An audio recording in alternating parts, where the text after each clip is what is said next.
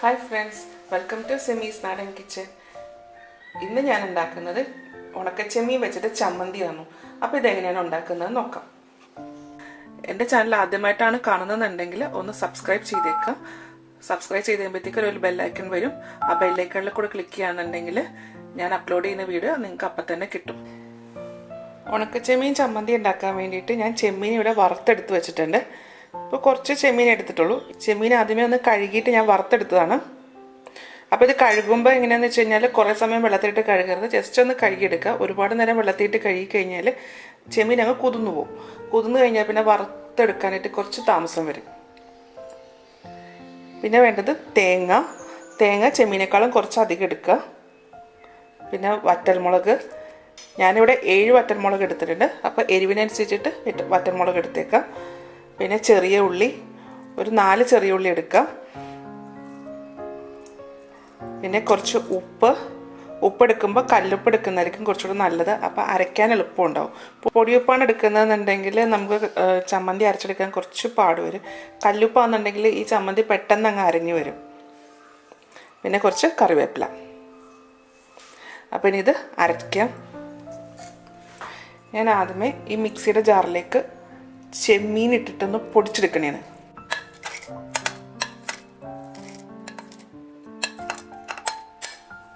അപ്പോൾ ഇത് ഈ ചമ്മന്തി അരയ്ക്കുമ്പോൾ നല്ല ഫൈനായിട്ട് വേണം അരയ്ക്കാനായിട്ട്. അപ്പോൾ ആദ്യമേ ചെമ്മീൻ ഒന്ന് പൊടിച്ചെടുക്കാം. ചെമ്മീൻ നന്നായിട്ട് പൊടിച്ചെടുത്തിട്ടുണ്ട്. ഇനി ഇതിലേക്ക് വറ്റൽമുളക്, പിന്നെ ചെറിയ ഉള്ളി ഒന്ന് ചെറുതായിട്ടൊന്ന് മുറിച്ചിടാം, അല്ലെങ്കിൽ അരയാൻ ചിലപ്പോൾ ഒരു താമസം വരും.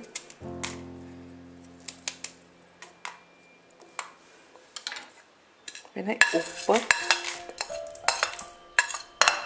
തേങ്ങ,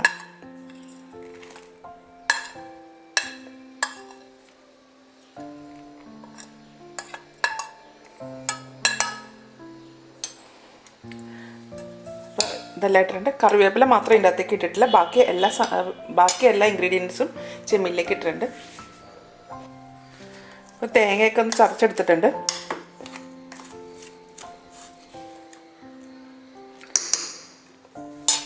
ഇനി ഇതിലേക്ക് കറിവേപ്പില ഇട്ടിട്ട് ഒന്ന് അടിച്ചെടുക്കാം. കറിവേപ്പില ഒരുപാടൊന്നും അരിഞ്ഞു പോകണ്ട, ഒന്ന് ഓണാക്കിയിട്ട് അപ്പം തന്നെ ഓഫ് ചെയ്തേക്കാം. അപ്പോൾ കറിവേപ്പിലയും ചതച്ചെടുത്തിട്ടുണ്ട്. ഇത് ശരിക്കും എങ്ങനെയാണ് മിക്സിയിലിട്ടൊന്നും അല്ല അരയ്ക്കേണ്ടത്. നമ്മൾ പണ്ടൊക്കെ എൻ്റെ അമ്മമ്മയൊക്കെ എങ്ങനെയാണ് ചെയ്യുന്നതെന്ന് വെച്ചാൽ ഇത് ഉരലിൻ്റെ അകത്തൊക്കെ ഇട്ട് ഇടിച്ചാണ് ഉണ്ടാക്കുന്നത്. അപ്പം നമുക്ക് ആ ഉരലിട്ടടിച്ച് ഉണ്ടാക്കുമ്പോൾ ഉള്ള ആ ഒരു ടേസ്റ്റ് ഒരിക്കലും മിക്സിയിലിട്ട് അരയ്ക്കുമ്പോൾ ഉണ്ടാകത്തില്ല.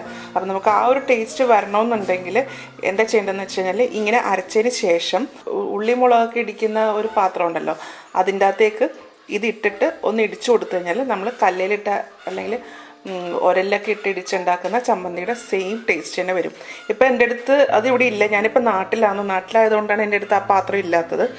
അപ്പോൾ അതുണ്ടായിരുന്നെങ്കിൽ ഞാൻ കാണിച്ചു തരായിരുന്നു ഇതെങ്ങനെയാണ് ചെയ്യുന്നതെന്നുള്ളത്. അപ്പോൾ ഞാനിതിന് മുന്നേ വേറൊരു ചമ്മന്തി ഉണ്ടാക്കുന്ന വീഡിയോയിൽ ഞാൻ കാണിച്ചിട്ടുണ്ട്. ഇതിന് മുന്നേ ഞാൻ വേറെ ഒരു ചമ്മന്തി ഉണ്ടാക്കുന്ന വീഡിയോയിൽ കാണിച്ചിട്ടുണ്ട് അത് എങ്ങനെയാണ് ചതയ്ക്കുന്നതെന്നുള്ളത്. അപ്പോൾ അതുപോലെ ഒന്ന് ചതച്ചെടുത്ത് വെച്ചാൽ മതി. ഇനിയിപ്പോൾ ഇത് നമുക്കിതൊന്ന് വേറൊരു സെർവിങ് ബൗളിലേക്ക് മാറ്റാം. ഞാനിത് സെർവിങ് ബൗളിലേക്ക് മാറ്റിയിട്ടുണ്ട്. ഇതിപ്പോൾ സാധാരണ നമ്മൾ തേങ്ങാ ചമ്മന്തിയൊക്കെ അരയ്ക്കുന്ന പോലെ നമുക്ക് ഉണ്ടച്ചമ്മന്തിയായിട്ടൊന്നും എടുക്കാൻ പറ്റത്തൊന്നുമില്ല. ഇതിങ്ങനെ പൊടിയായിട്ടാണ് ഇരിക്കുന്നത്. ചമ്മന്തി പൊടിയൊക്കെ ഉണ്ടാക്കത്തില്ലേ, അത് കൂട്ടാണ് ഇതിരിക്കുന്നത്. അപ്പോൾ ഇത് നമുക്ക് നല്ല ചൂട് ചമ്പാവരി ചോറിൻ്റെ കൂടെ കഴിക്കാം. ഇതുണ്ടെങ്കിൽ നമുക്ക് ഇതിൻ്റെ കൂടെ വേറെ പ്രത്യേകിച്ച് കറിയൊന്നും വേണ്ട. അപ്പോൾ ഇതെല്ലാവരും ട്രൈ ചെയ്ത് നോക്കുക. ട്രൈ ചെയ്ത് നോക്കിയിട്ട് ഇതിൻ്റെ അഭിപ്രായം എൻ്റെ കമൻറ്റ് ബോക്സിലിടുക. അടുത്ത ദിവസം അടുത്ത റെസിപ്പി ആയിട്ട് കാണാം. Thank you.